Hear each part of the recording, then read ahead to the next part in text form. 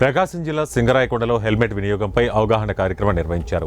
CI Hazarathaiah, SI Mahindra పాల్గొని ప్రజలతో కలిసి భారీ ర్యాలీ నిర్వహించారు. వాహనదారులు హెల్మెట్ ధరించకపోవడంతో జరిగే ప్రమాదాల గురించి వివరించారు.